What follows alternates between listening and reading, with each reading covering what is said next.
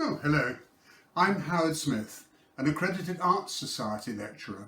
All my lectures are under the theme of graphic icons of the 20th century.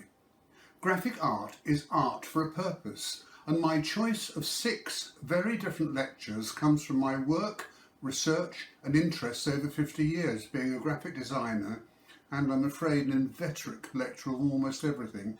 I've written books, curated travelling exhibitions, published and designed many art publications. My lectures cover a period from 1900 to 1950 and all have stunning high-definition graphics, sound and vintage film clips.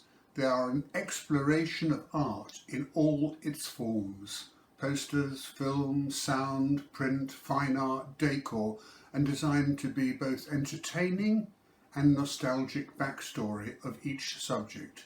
So let's have a brief look at them.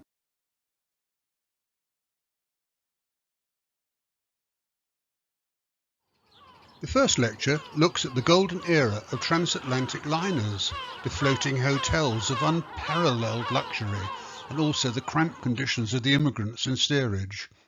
We will look at the posters, art, decor and vintage film, universally offering the romance of travel.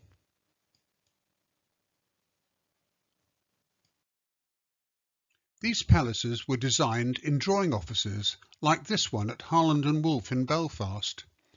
Everything was done to disguise the fact you were at sea. Look at the mural extending the garden room.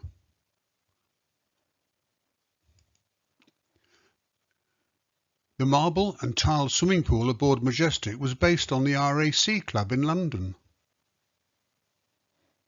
And we will look at the Titanic disaster and the art lost on board. Rupert is 100 years old and was created by Herbert and Mary Tortel as the result of a circulation war between the Daily Express and the Daily Mail's Teddy Tail. Both were anthropomorphic characters. This is the fascinating backstory of how they enthralled generations of children and adults alike.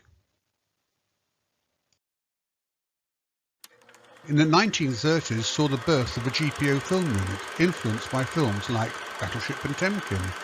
During its short life, it produced 129 films, including the iconic Night Mail, with words by W.H. Auden and music by Benjamin Britten.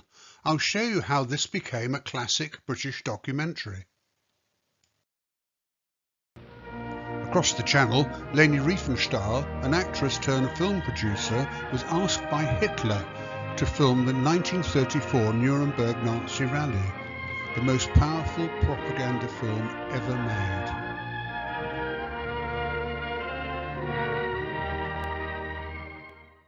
She was then asked to film the 1936 or so-called Hitler Olympics. This film is an all-time classic and developed film techniques which are still used by television companies today, a remarkable story of an equally remarkable and determined woman. In 1950, a vicar and an art student created a million-selling boys' magazine, Eagle. 20% of the readers were girls.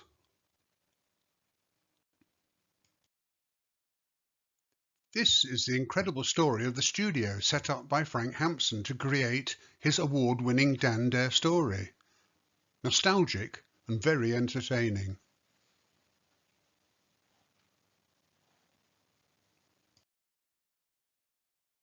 Again, in 1950, Britain was recovering from the war. Through Picture Post's brilliant photojournalism, we will see how Britain lived and how we played, how we holidayed, how we worked, and the eels we had to eat.